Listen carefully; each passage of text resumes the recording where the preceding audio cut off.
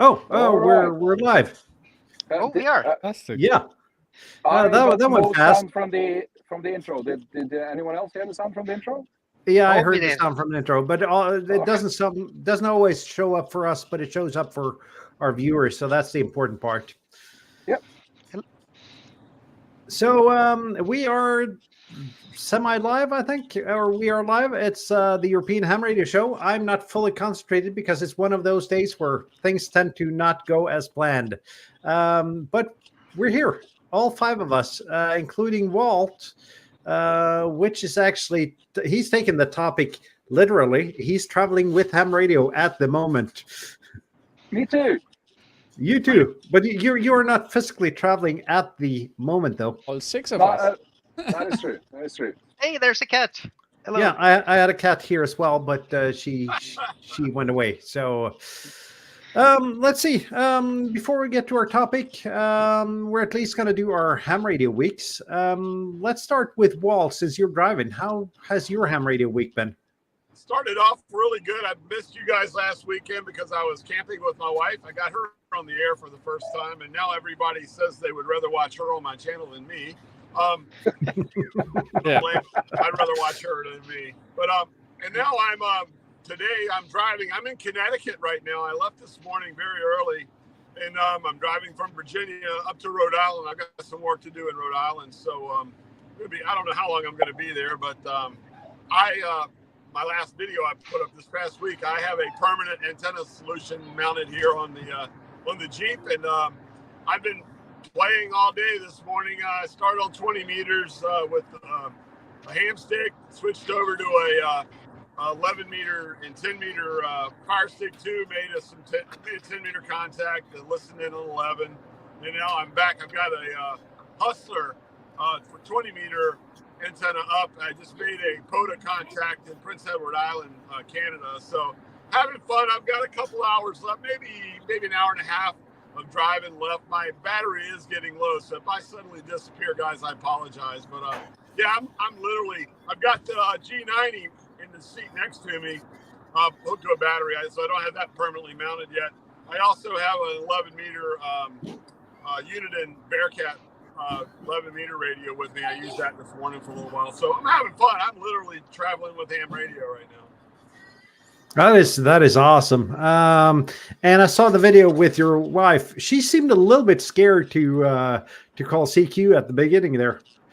Yeah, I had a little cheat sheet for her. She just read it off, and she was after the fact though. She loved it. She was real giddy about it. She had a great time. She really did. Awesome. Did you notice any difference in the amount of QSOs you got? Not really, because the bands were kind of not that great as well. You know what I mean? It was going up and down.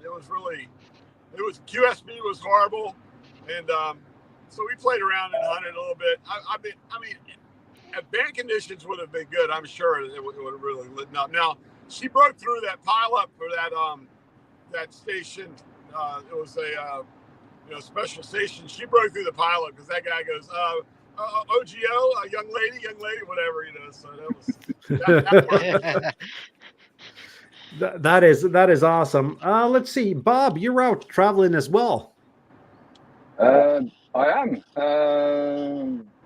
Yeah, this is the moment segment. I've had several moments this week, so I'll try and keep it short. But yeah, I'm on Bornholm. I don't know how you pronounce that in English. I tried to look it up on Wikipedia, but they use something that are not a Latin alphabet to describe how things are supposed to be pronounced, and I don't read that. This is an island in between Sweden and Poland, or thereabouts. It's got 15 POTA parks, none of which have been activated before. So I'm trying to rectify that. I managed 4 so far today, but the weather has been pretty horrid. It's up to 20 meters per second of wind, and it's been raining on and off. So yeah, hoping for better weather tomorrow. On the way out here, when I was waiting for the ferry, the ropes that they used to tie that to the shore, they broke. and it blew away from the ferry as they were emptying it from the cars. That was a bit of a moment. So basically, I think I spent about an hour and a half trying to figure out if the ferry was okay, and we managed to get out there. Yeah, we can maybe talk about more on being on traveling with ham radio, because that's what I'm doing this weekend and a few days into next week. But I think my moment of the week was getting the SACTEC Whisper transmitters. I got those. I created a little video if that is of interest to you. But there are 200 milliwatt transmitters for Whisper, and my plan is to use these to compare antennas. So I've already done that with the ham stick that I use on the top of the car, and the 10-meter L-matched antenna I usually use for a little bit surprising result there. So I think I'm going to do that again. But so far this week I've been working an awful lot with GNU plots, trying to make sense of visualizing the data that I got from all the spots I got from testing with two simultaneous Whisper transmitters on different antennas at the same time at the same location. That did not turn out short. Sorry about that, but that's my moments so far. Those are great moments, though. You've learned something along the way. Kjetil, are you at the cabin or are you cheating right now? I'm at home, cheating, yes, just a nice little virtual background. There's no movement, and no rain, because it was very rainy there this weekend, I think. I've actually been on the radio this week. I haven't been for a long time. I was in Budapest last weekend on a weekend trip and into Monday. So I actually managed to get repeater QSOs in a foreign city, which is kind of amazing.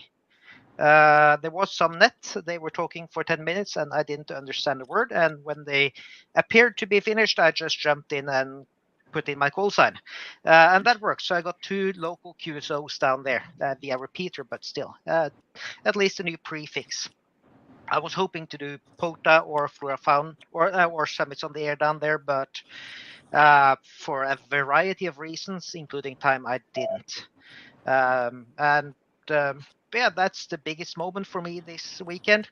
Also, I was planning to go to Bornholm next week and activate all of those Atnos. So not too happy with the guy next to me right now. Tell you what, I'll save half of them for you. I'll save 7 or 8 for you. All right. Oh yeah, I don't need that many. 1 is enough. And the right. SOTA, if you, I'm not sure if you managed to scale that. I will try my very best. I have my ice picks and all the necessary equipment, so I'll try my very best. But that's been activated before, so that yeah. Yeah, because I'm packing my oxygen mask and some other heavy equipment to go up there. I will try and brave it without oxygen, but yeah, that's probably a good idea.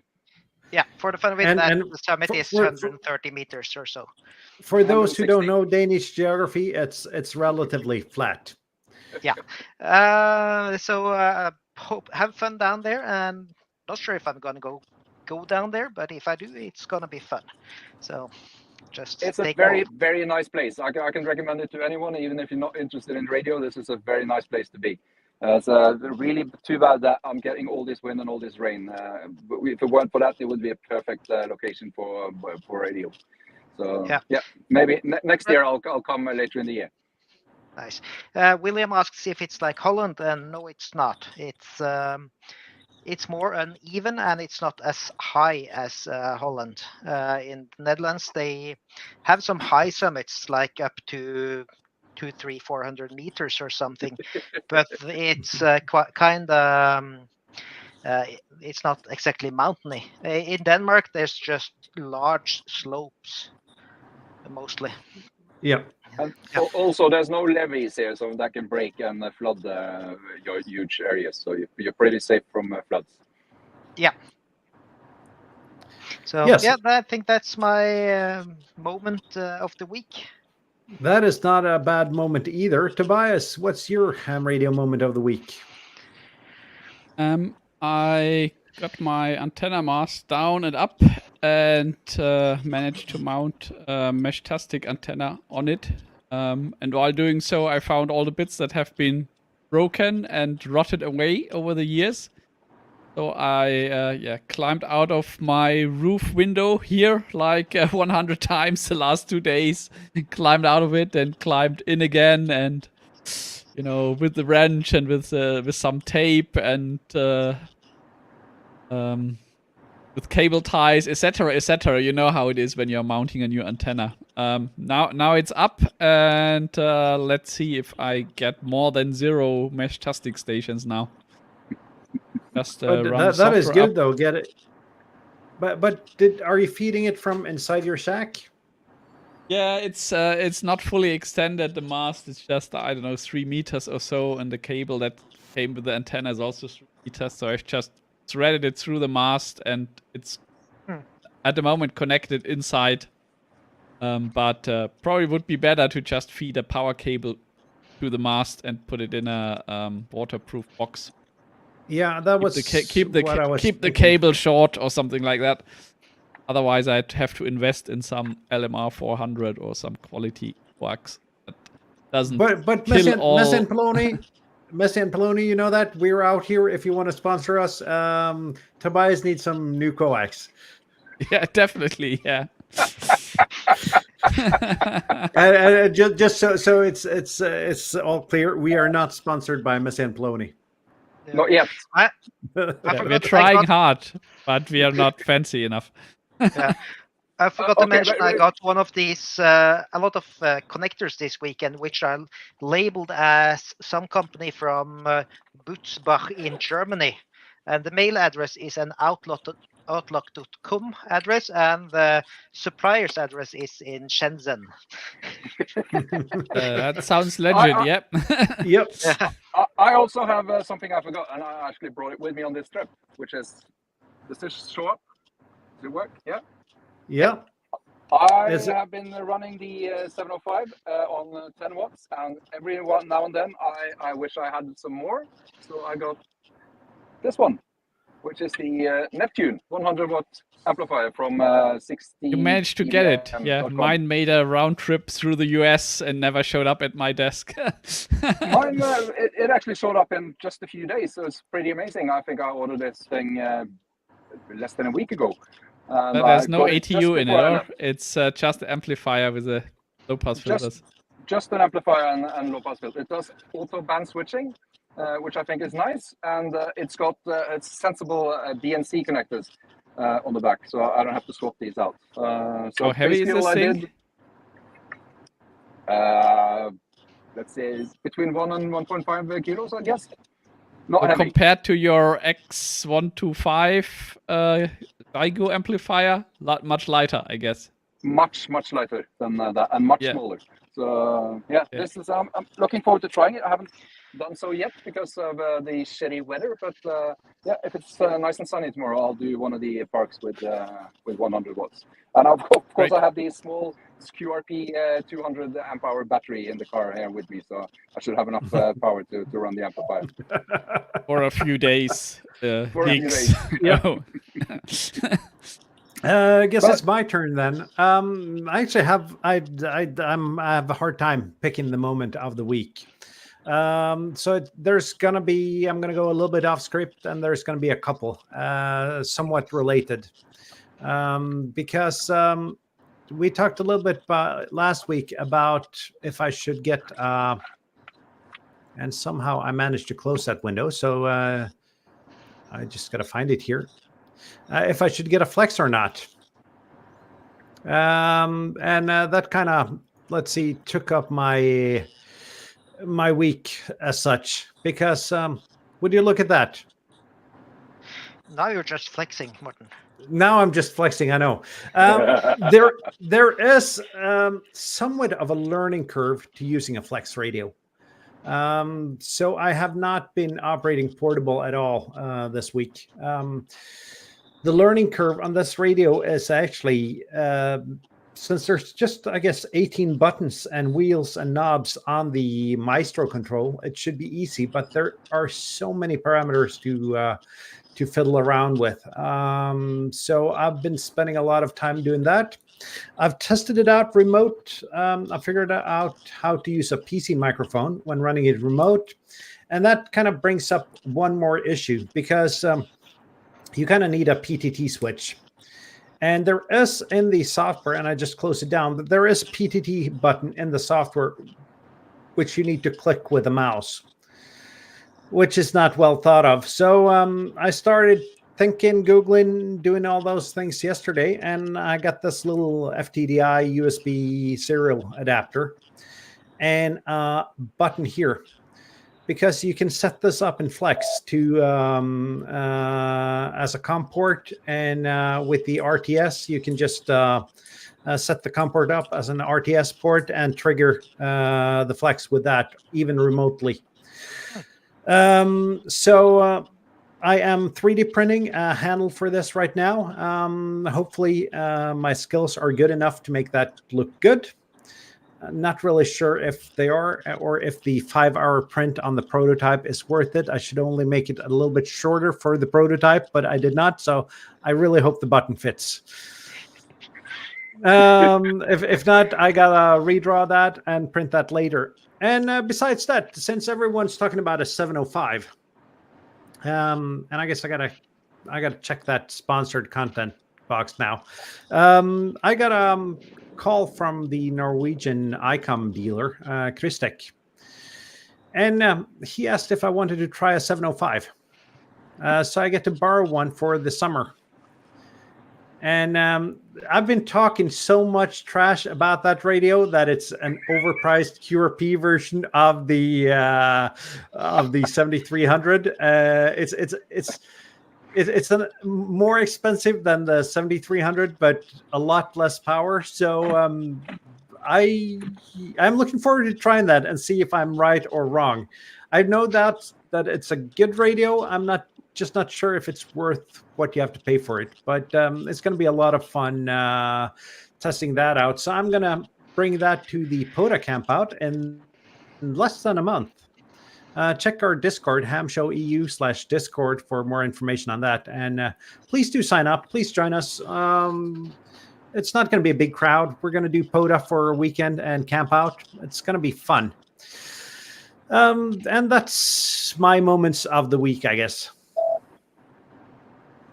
Yep. Good week. Good. It's been Getting a been Flex good- sounds like a good week. Only the wallet problem is not so good. It just depends how long I gotta share the diet with the cat, but Yeah. we'll see how that works out. I got my 7300 up for sale now, and looks like I might get a little bit less for that than I hoped for. But I am gonna sell that. I got a lot of other stuff to sell. Because I'm putting on a Hamfest in 2 weeks. So Yeah, looking forward to that. So I might be able to sell some stuff there. I've sold some stuff already. So that's going to be a good deal. But even though I got my Flex and the Maestro at a really good deal, it is still not it's still not a cheap radio. It's more expensive than a 705. Let's put it that way. It's more But radio than less a 705. expensive than a 905? That's the question now. Yes, it is less expensive than a 905. It's barely more expensive than a 705 at the rate I got it for. And it's the 6300, so only 2 slices, only 1 transmitter, but 2 receivers, 1 transmitter. But it's all I need, and it just works so seamlessly remote. It feels like you're on your radio when doing it remote, so that's good. But that again leads to other investments, such as a tuner that tunes automatically, and perhaps a remote antenna switch, remote on and off solution. So we'll see where I end up. You might as well start preparing for scrounging up the money for the 705. I said this before we started the stream. There's just no way you're going to be able to return the 705. That's Well, that radio is so fantastic. You're just not going to want to do it. Well, I can't justify spending that much money on a QRP rig. That's what you're saying now before you used it. Yeah, but you I've go already buy back your old G90 before you do that. I might do that right now. I am not buying any new radios for a long time, I think. At least that's what I'm saying now. But traveling with your ham radios, that's the subject of the week, and we discussed this last summer as well. And it's kind of a summary topic because then that's when people tend to travel. And I thought it'd be a good subject to have before summer started for real, because there are some considerations when you're traveling with ham radio. First of all, if you're like you, Bob, traveling by car and can fit all the equipment you can think of. I'm not going to say all the equipment you have, but because that probably wouldn't fit in your car. But or if you're go ahead, Morten. Yeah, or if you're flying and have limited luggage capacity. So I've done both, and I tell you, it's I was thinking about this morning, while I was driving up here, is playing radio and operating in different locations, not just worldwide, but even in your own country, kind of gives you a different feel for conditions and things and whatever. And it is a great experience. If someone's going on a vacation or out of town for a week or two for work, or like me, sometimes out of town for a month or two, definitely play radio and do it. It really is a great experience. I mean, Morten, you and I, like our friendship really was because I was in Europe and I'm the reason I'm on this show, and we were like contacting and talking or whatever. So It's a great experience. It really is. As a ham, it's something to do for sure. It is, and just experiencing those new places and somewhat away from where you usually operate. Yeah, and you get to know some people around. Like when you're traveling around, one thing is traveling with the radio. Another is, hey, I know some SOTA or POTA guy that lives in that city. Maybe I should say hello, something like that. And maybe you don't have to bring your gear because he has it. So there's some fun things with it. There's a lot of learning, especially when you're going to different countries, trying to learn the rules, like what's okay or what's not okay, especially traveling when you work portable, like where can you go or not. But it's fun, and it's something to collect as well, like which prefixes have you used, like which countries have you operated from. And of course you have the in SOTA. You say that I just started a new page on QRZ for yet another. We talk about suffix and prefixes, because I have K4OGO. I have my old call sign. I have SP/K4OGO. I have K4OGO/KH6, and now I have K4OGO/Whiskey 1. So that's kind of cool too. You get all these logbooks from different places when you're operating. That's a lot of fun. Yeah, it is. And are you required to use the stroke Whiskey 1? Yeah, I will be K4OGO/Whiskey 1 for a little while.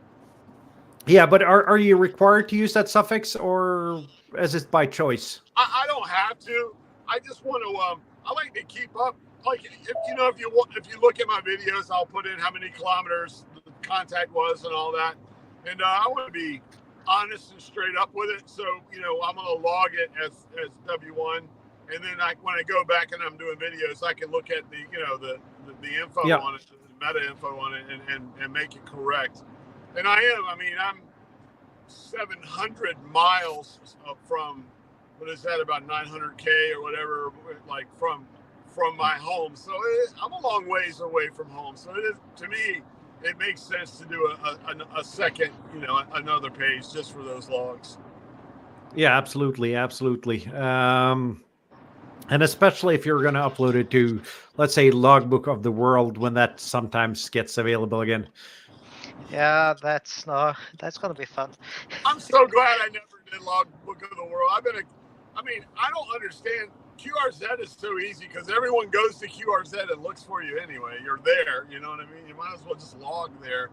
I know a lot. That's probably, we need to do a show on logging, I guess. Or I don't know if we have or not, but yeah, it's easy. But Logbook of the World isn't a logger per se. It's a place to upload your logs for QSLs. Yeah. So it's not an interface made for logging per se, whereas you can use QRZ for logging. I have a sneaking feeling that whoever created the user interface for Logbook of the World, they are former Yaesu engineers. Yeah. Yes. Yeah. But I wonder who did the security for that page. Probably the same people. No, former Microsoft engineers. Yeah.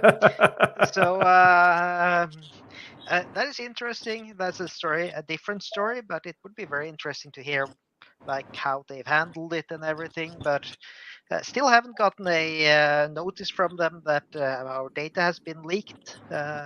So that's interesting. They should have done that already. There is a serious lack of transparency in that issue. Yeah. I was joking that they have not, paid for decrypting the database yet, and that's why it's still offline. Yeah. That could actually be true. And most likely, maybe this is a good time for them to maybe look at something more modern when it comes to the user interface. But that's my preferences, like I know. And it's a off topic. One of the companies I've worked for got victims of a crypto attack, and that actually forced the entire company over on a different IT structure in, I think it was about 72 hours. Yeah, I've been through that. The company I work for, we had the same thing. We were struck hard, and it's not fun. Yeah. It is not fun at all. No, it's not. This can happen to any company. So the issue is like how do you recover from it and how do you prepare for it? And of course, for a volunteer organization, you can't have the same as for a big government agency or big company. So it is really sad that we live in a world where this happens, but we have to prepare for it. So the same could happen, for example, with the SOTA or POTA systems, where you could lose all of that there. But I have to say, I work with internet hosting. I'm ultimately in charge of all the technology, or we used to be ultimately in charge of all the technology. We got bought up and then bought up again, and now I'm not anymore. But these things, they happen. They happen every once in a while. And you have to deal with it. It's a question of contingency planning, having a plan for what to do, making sure you have backups, making sure the backups are current, making sure the backups work, making sure you have spare hardware.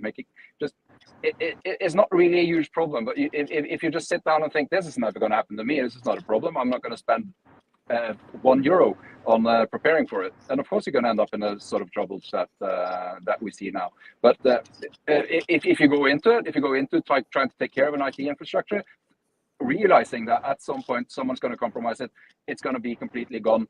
What do I do then? Then you have a plan. I would recommend that. A plan is a good thing. Absolutely, but let's revisit our topic though. Traveling with ham radio.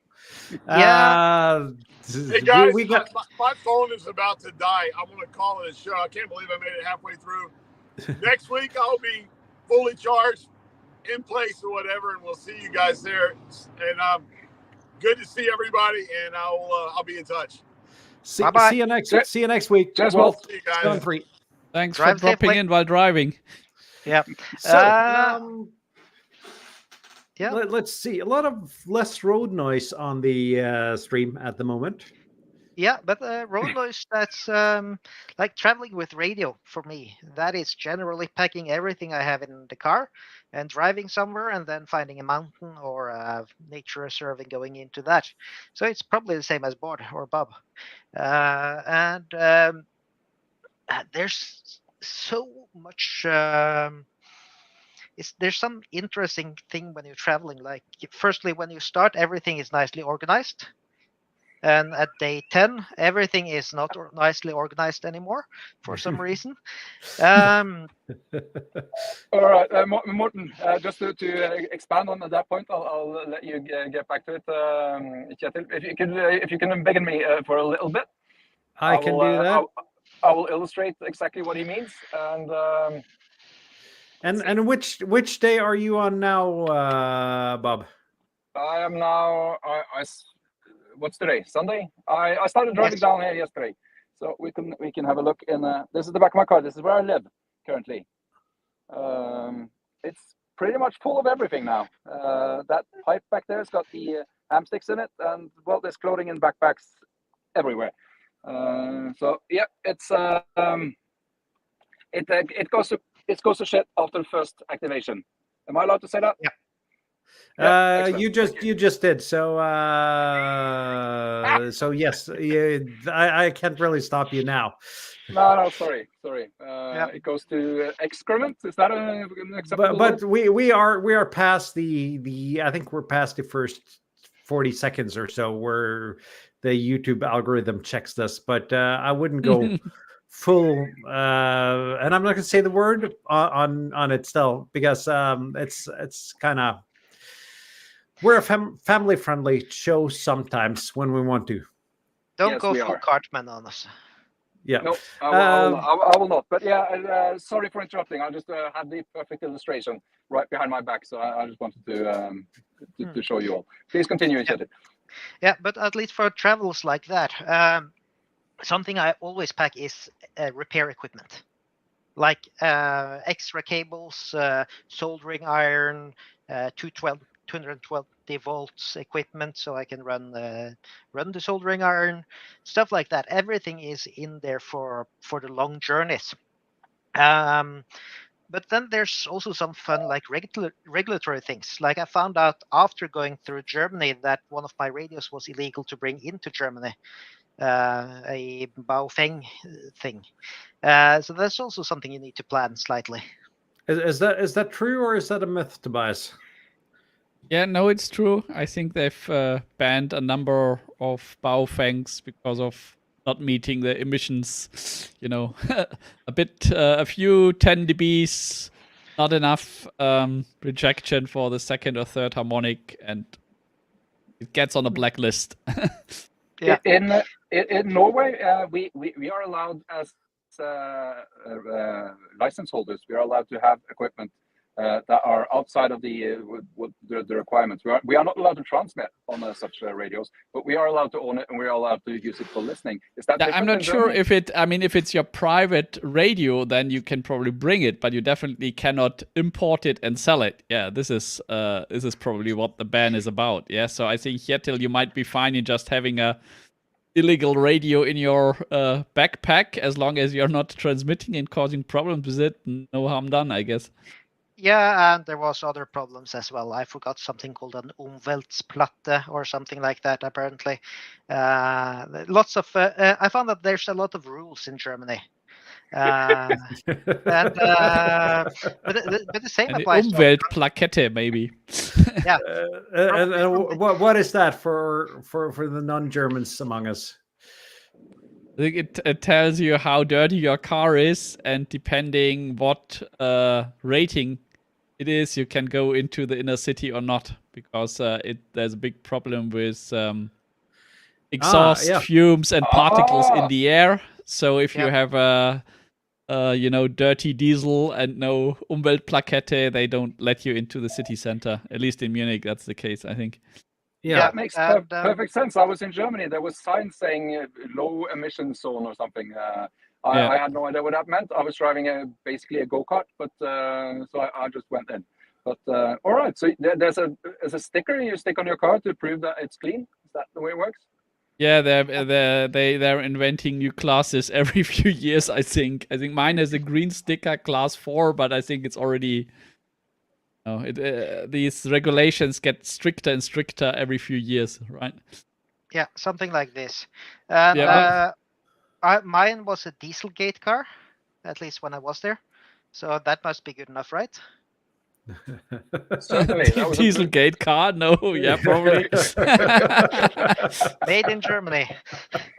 Yeah. But you are aware that Germany has inspired the Japanese auto industry doing the exact same thing. Yeah.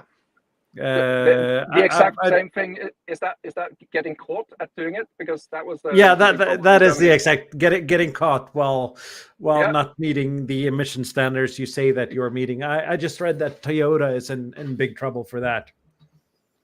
Nice. And I think Nissan was as well, but my Nissan is electric, so I guess it does not apply to me. Yeah, so this is the same as Baofeng being taken for not having proper. So maybe they should sell Umweltplakette for radios as well. Probably, yeah. At That's a least good it's idea. not emitting carbon dioxide, so Yeah. we're on the safe side there. Well, if the magic smoke escapes, then it might be emitting carbon dioxide as well, monoxide. Yeah. But considering like traveling with radio, there's not many of my QSOs I've ever done from home. Like almost everything I do is portable or somewhere else. So for me, this is like the norm. I know that's very different from a lot of other people, but it is some of the most fun things with ham radio, going around and seeing new places. I've said that way too many times. Absolutely, it is, and I do most of my operating portable, which is kind of weird since I just spent an awful lot of money on my home rig at the moment. But for me, it's about, it depends how I'm traveling though. When I traveled up north of the Arctic Circle, I thought about bringing a radio. I brought an HT. I didn't have time to use it, so that sometimes happens. But if I managed to bring the radio, you could have bet that I'd time using it. And it's also, while out with the RV, just having a radio there, and it does not need to be the best radio, but just having something to be able to see what it's like where you're at.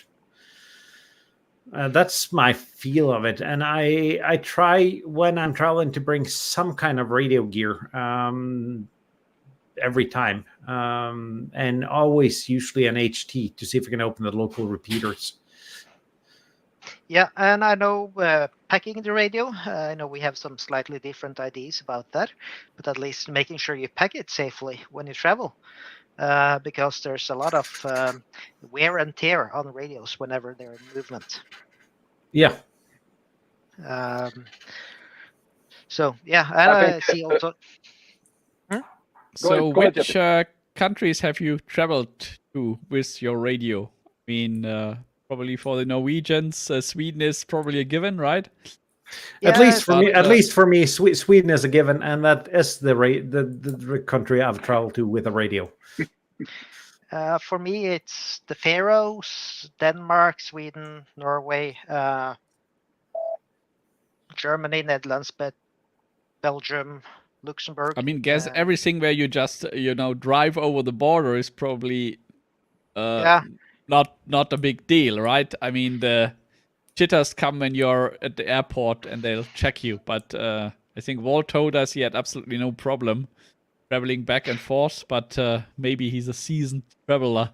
I would be nervous if some stupid, customs person tells me, you can't bring that. You have to leave your 705 here in the trash can, or like your liquids. I would freak out.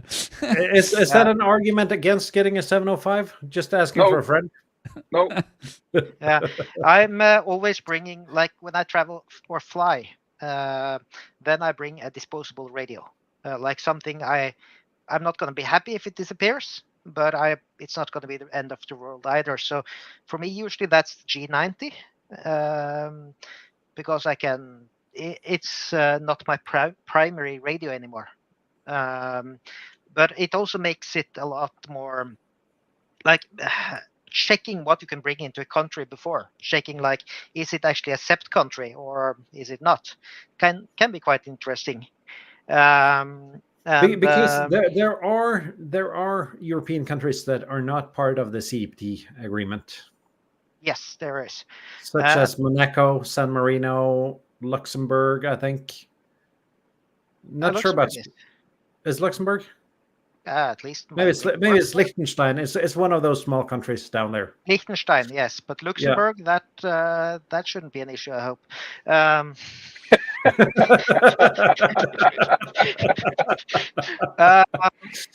But Luxembourg is actually an EU member, though. So so it's generally the smaller countries, or something like Gibraltar. It's also different, but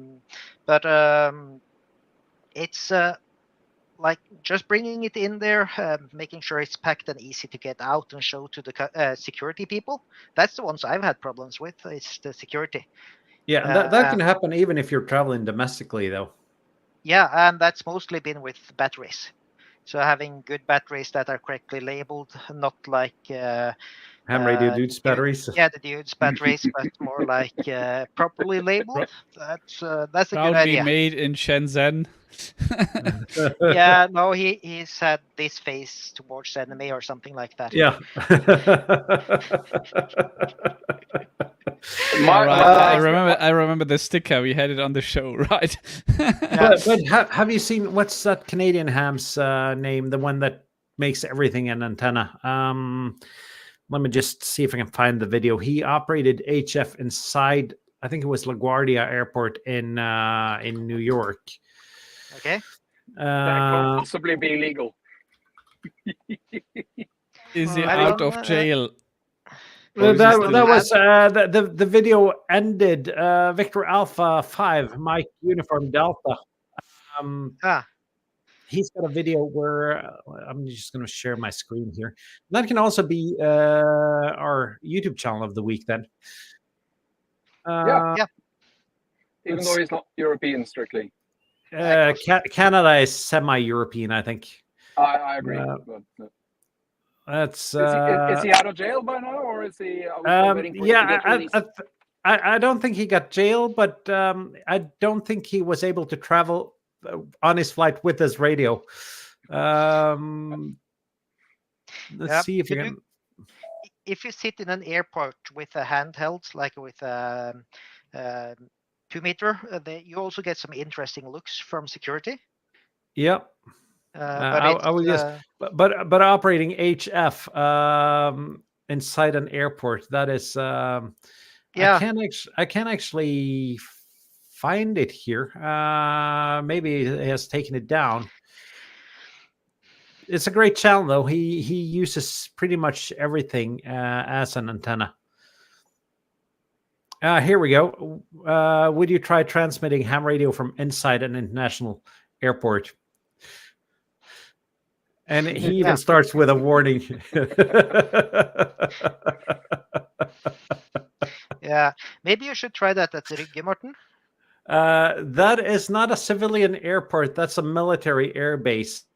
Yes, exactly. I would be kind of exactly. I probably wouldn't rig up an antenna on the outside of the fence there either.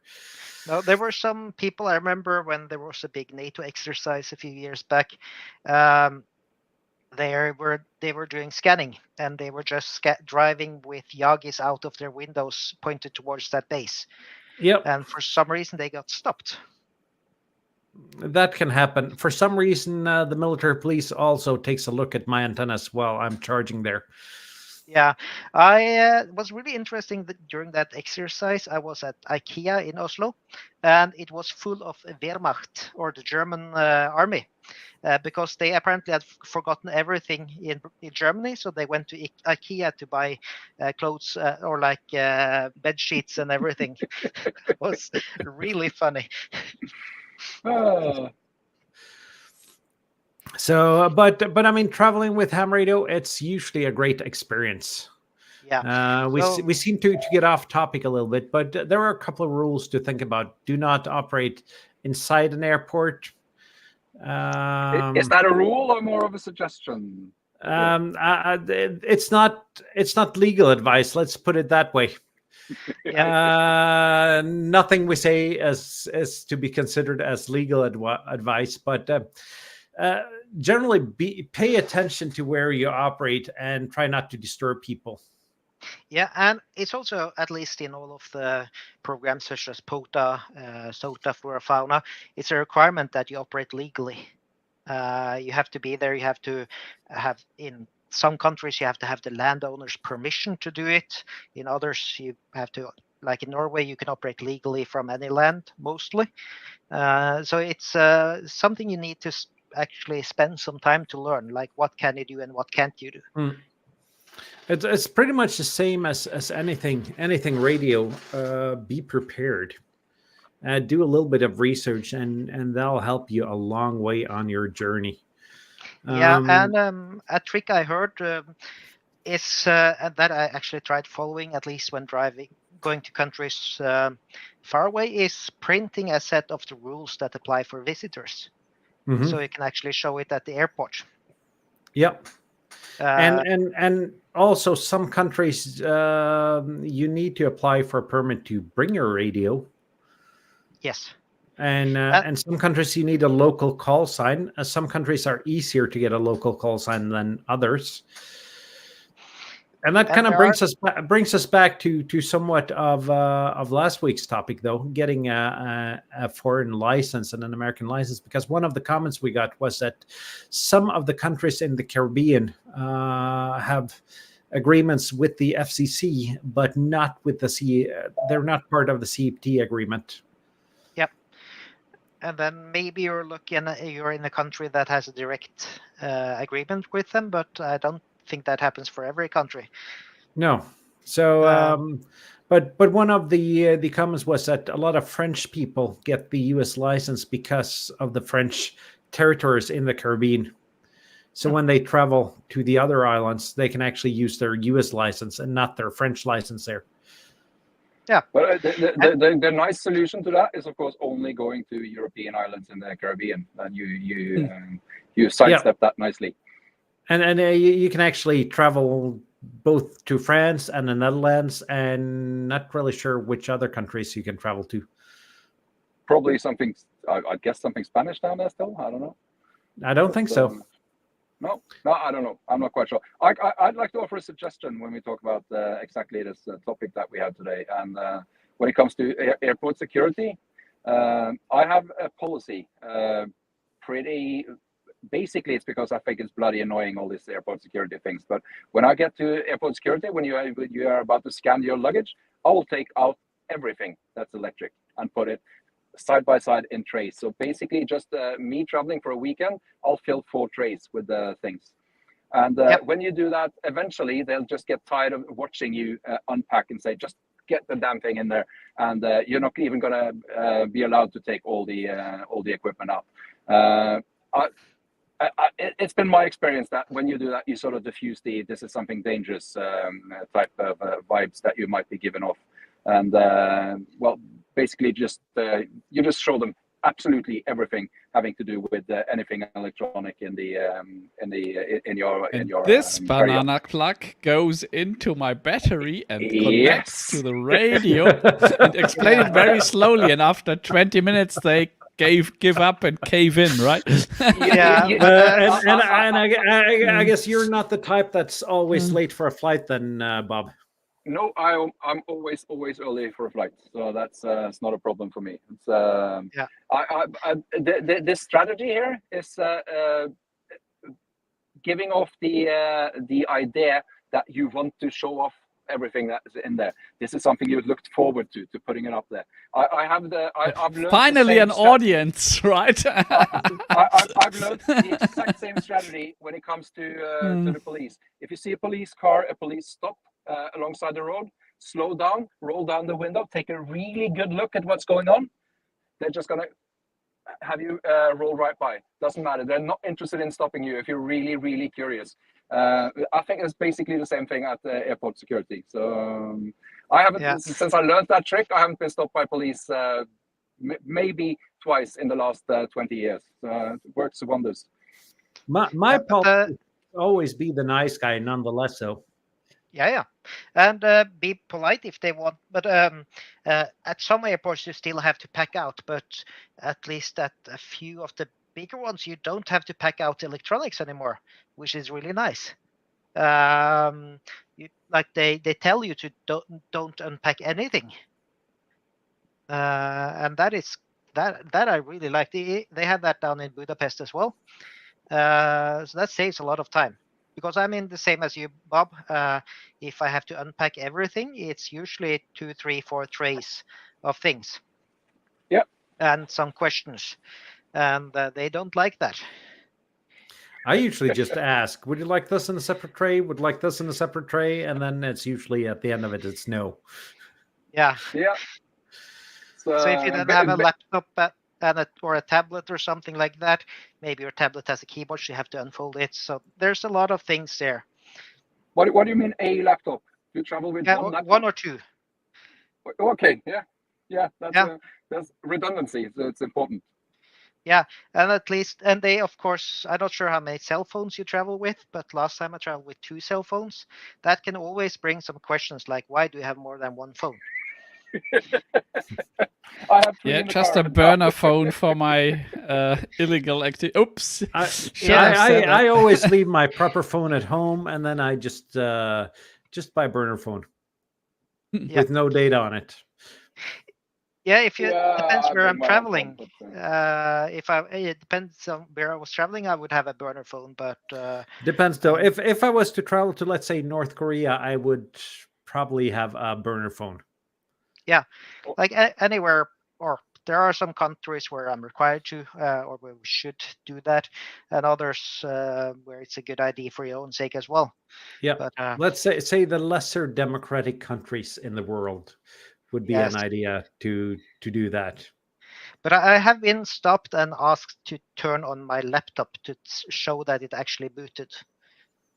I think it's just not show a countdown. It's just a sensible way of checking that it is in fact a laptop, that you haven't ripped out the insides and put something else in there. I think that makes sense. I have done that one time when leaving the United States. I had to turn on my laptop and I had to actually prove that my cameras could take pictures. Oh, nice. That was when leaving the US. Leaving the US, yes. Right. And now then, you have a selfie with they your dusted everything, security put it officer. in one of those bomb smelling machines, and the light was green, and I could leave.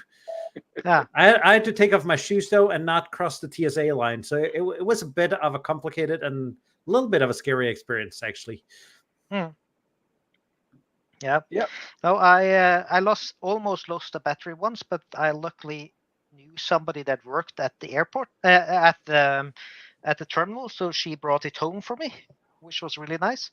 But that was me. That wasn't good old lead acid battery. Small one, but still. You had a lead acid battery in your carry-on? Oh yes. Hell yeah. Not really anything else then, because you do have some weight limits on that. No, that was a moped battery, so it was like that's the one I used for SOTA before, like so only 7 or 8 kilos. The one where you can refill the acid yourself, right? So where you can unscrew the lid. It was more of a gel acid battery, but I think it had lead in it. It was heavy at least. Yeah, that's nice. We can of course always, in case someone's not aware, for flights you are allowed to bring 100 watt hours or less than 100 watt hours per battery, and I think you can bring several. I think Kjetil knows how many, but make sure you don't bring a battery that is more than 100 watt hours. And I think it's good advice not to count on the security people to know the equations to figure this out by themselves. So it should probably say so on the sticker on the battery that it's like the one I use when I go flying. It says 98.7 watt hours, which is pretty much up there. Yeah, and that is actually a really great idea. Just to have everything labeled as good as possible. And and don't try to be that smart behind that's trying to educate the security people on how to do their job. That might backfire on you. And that looks bad for the rest of us later as well. Next time they meet the ham radio operator, and they had a big fight with one last week. That's not going to help the next guy. But printing those rules, that is quite important. That's a good point as well, or at least knowing where they are, so you have them available on your phone. Because the guards I am so old school. Then when traveling internationally, I print everything, including the tickets and the itinerary and everything, because I'm not sure that my phone's going to work wherever I'm going. Yep. Yeah, the battery dies at the most inconvenient Oh yeah, time, right? The last time I flew, I figured I could use use the app for boarding card and everything, and that was a bit scary because I had to focus on my battery all the time. Oh. So yeah, Yeah. but then again, to conclude, traveling with ham radio is a good idea. Absolutely, it's fun, and you get to see new places and new people and everything. So, and you get to show off the hobby, of course. Yeah, Depending on where you're going. So, hopefully, people get to travel around a bit. One thing you can do, of course, is trying to find local hams where you're traveling. If there's something you like, just ask them for advice as well. This year, I've actually gotten quite a few both mails and messages from Americans going here to Norway about how to travel around in Norway, or places to see, or rules about ham radio, stuff like that. So that is interesting that people do that. that is great, and I guess that comes from being a famous YouTuber then. Yeah, my fame is going down. So I but, can give you a piece of advice. Just try making 2 Flex Radio videos and a Flex Radio stream in a row. That Yep. does not make does not help your channel at all. well, what about if you do a Flex Radio giveaway, Martin? Yeah, that is not going to happen though. I'm going to have a Flex Radio stream tomorrow though. And that is also one of the reasons why I made that PTT button, because that will allow me to use the same microphone for the stream and for the radio, and using the PTT button to trigger that. Yeah. No, I've actually planned the first bit of my ham radio vacation this summer, because I'm starting on vacation on Friday. So I'm going by ferry down Lysefjorden in Norway. For those who don't know it, that's where you find the Poppet Rock and TEHRS Rock. So it's a really amazing place to travel. So that's going to be fun. Before I'm going over to your ham meeting thing. Yeah. It's so nice that you almost call it a convention. I kind of like that. I'm also giving a talk there about how doing Parks on the Air can be an alternative to having a shack at home. The first 5 slides went pretty easy, and then now I need to actually make the presentation. Nice. But you wanted, there's going to be a panel and something like that, right? There is going to be a panel, and you said yes, didn't you? Yeah, I hope so. Yeah. But, there's going to be a panel about how to recruit the new hams and what kind of strategies we should use to recruit new hams. Yep. In a broader, wider perspective. Yeah. And there's also going to be a representative from the Norwegian Radio Relay League there. Great. I do have some opinions, and I know you have some as well. So I have a lot of opinions, but I'm gonna lead the debate. So I'm gonna try to keep my opinions to myself, if I don't need to put some fuel on the fire. And just remember that I'm right, so just give me more airtime than others.